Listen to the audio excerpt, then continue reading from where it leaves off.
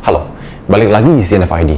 Gua Niko, dan seperti biasanya kita akan membahas topik seputar teknologi. Jadi belakangan ini kita sering membahas atau testing barang-barang yang berbau jaringan atau Wi-Fi. Kali ini kita akan membahas barang yang berbau kenangan. Tapi pastinya kita nggak membahas soal kenangan mantan, melainkan kita akan membahas teknologi yang dapat menyimpan kenangan. Seperti apa penampakannya? Langsung aja kita keluarkan setelah kita jualan bakpao dulu. Jualan bakpao ya? Enggak.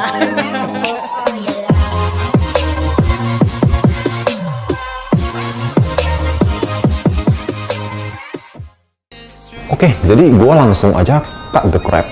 Produk yang akan kita bahas hari ini adalah produk yang berbau storage. Lebih rincinya, kita akan ngebahas soal penyimpanan eksternal.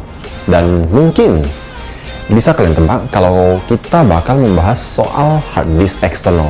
Tapi gue juga bakal sekalian ngebahas soal SSD eksternal. Mungkin juga viewers yang udah lama ngikutin kita dari dulu bakal notice bahwa video ini sebelumnya sudah pernah kita buat. Dan kalian nggak salah sebetulnya. Topik ini sudah pernah kita bahas. Yang belum nonton kalian bisa cek aja di sini. Tapi di video kemarin somehow ada yang komen kalau gua ngejelasinnya itu bingungin. Dan seperti yang sering gua lakuin belakangan ini, ya, bisa lo cek juga di sini. Setelah gua lihat-lihat, ternyata memang gua ngejelasinnya shitty banget, to be honest. Oke, jadi gua rasa it is only fair for you guys kalau gua bikin lagi satu video tentang topik ini. Tapi gua janji kali ini gua ngejelasinnya bakal lebih jelas dan gua usahain dengan menggunakan bahasa yang sedikit lebih tidak ribet. Jadi seperti halnya di video sebelumnya, gua bakal ngelanjutin pembahasan di topik ini menggunakan contoh dari brand Seagate. Kenapa? Karena gua percaya sama Seagate dan gua sendiri memang adalah seorang pengguna Seagate. And gua bisa bercuap dari pengalaman bahwa selama gua pakai Seagate itu, terutama hard disk eksternalnya ya, gua nggak pernah nemuin masalah apapun. Jadi dari sekian banyak jenis dan merek hard disk eksternal yang beredar di pasaran, mungkin pertanyaannya di sini adalah yang mana sih yang cocok buat gua? Dan FYI, dari Seagate sendiri saja pembagiannya sudah banyak sekali. Ada seri Ultra Touch, One Touch, Expansion, Backup Plus hingga Backup Plus Hub. Dan gue jamin ini bakal membingungin terutama bagi user pemula. Jadi gimana sih cara memilih satu dari sekian banyak opsi tadi? Nah, di video kali ini mungkin gue nggak bakal ngebahas secara begitu detail atau begitu panjang lebar soal masing-masing opsinya, tapi akan gue rangkum dalam beberapa poin penting yang langsung intinya gue bahas. So, poin pertama yang gue rasa paling penting itu adalah budget. Gue rasa cukup jelas sih, dalam membeli barang apapun, pasti kita harus perhatiin yang namanya budget. Unless kalau kalian sama sekali nggak ada concern soal budget, kalian bisa langsung skip ke akhir video ini. Hey, that's pretty good. Oke, so balik lagi ke topik tadi, budget. Nah, soal budget gue rasa ini bakal jadi perbandingan antara hard disk dan SSD. Kenapa? Karena kalian kalau punya budget lebih, gue rasa udah nggak usah banyak mikir lagi, nggak usah banyak tanya lagi, langsung aja beli SSD. Which di Seagate kalian bisa cari seri Seagate Barracuda Fast SSD, Ultra Touch SSD, atau One Touch SSD. Dengan external storage seri ini juga, kalian bisa mendapatkan speed yang jauh lebih tinggi dari hard disk. Lalu kalian bisa pakai opsi ini secara cross-platform, yaitu kalian bisa pakai di Windows dan Mac secara bergantian tanpa perlu format. Bahkan kalau di seri Ultra Touch SSD, kalian bisa langsung pakai di Android. How cool is that? Nah, tadi kan ceritanya tidak ada batas budget. Kalau ada batas gimana? Ya, terpaksa kita harus melirik ke hard disk. Nah, hard disk eksternal sendiri, at least dari brand Seagate, terdapat banyak banget opsi yang bisa kalian pilih. Seperti yang tadi udah gua sebutin, dan macam-macam serinya. Dari sekian banyak opsi tersebut, kalau kalian ingin mencari solusi yang paling murah, kalian bisa langsung aja lihat di seri Expansion. Akan tetapi, kalau kalian pengguna Mac, kemungkinan besar kalian bakal kerepotan kalau pakai seri ini. Karena di seri Expansion ini bukan di format untuk langsung plug and play ke Mac.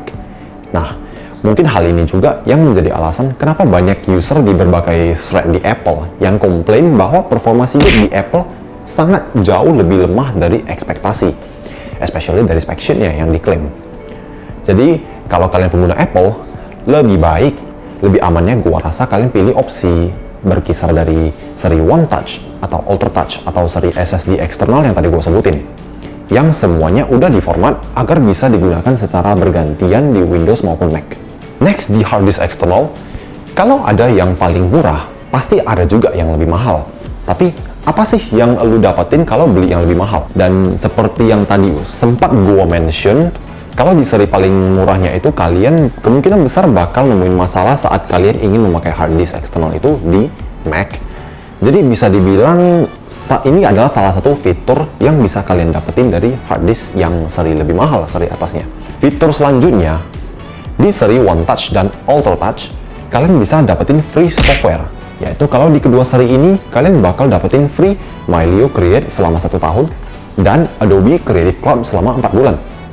Fitur ini bisa jadi satu tambahan yang cukup berarti kalau kalian banyak nyimpan foto. Tambahan lainnya, kalau di seri One Touch dan Ultra Touch, kalian juga bakal ngedapetin plan Seagate Rescue, yaitu adalah satu service untuk data recovery dari Seagate seandainya data kalian ada yang hilang atau rusak.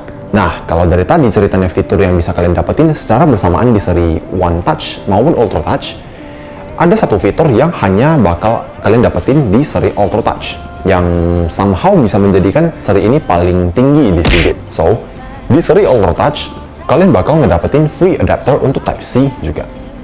Dan gua rasa ini nampaknya biasa ya, mengingat banyak beredar adapter-adapter yang dijual di pasaran yang itu harganya murah banget, murah meriah gitu kan. Tapi, at least ini menurut pengalamannya gua, biasanya adapter begitu bakal cepet banget rusaknya. And itu bisa menjadi sangat ngeselin sih kalau sampai terjadi kerusakan seperti itu di saat-saat yang crucial. So, gue rasa itu aja sih tips cara memilih hard disk atau SSD eksternal versi gue, yang gue rasa sih udah cukup jelas ya, dan kalian harusnya udah punya gambaran gimana cara milih hard disk yang cocok buat kalian. Jadi konklusinya, kalau kalian punya concern sama budget, Seagate Expansion. Kalau kalian perlu fitur-fitur seperti Seagate Rescue atau Adobe CC tadi, kalian bisa pilih seri One Touch. Untuk pengguna Mac, maybe lebih bagus antara One Touch, Ultra Touch atau SSD. Dan kalian nggak punya batas budget, langsung aja beli yang external SSD. So, that's it video dari gua kali ini. Thank you for watching, dan semoga informasi ini bisa bermanfaat bagi kalian. Dan finally, support kalian sangat berarti buat kita.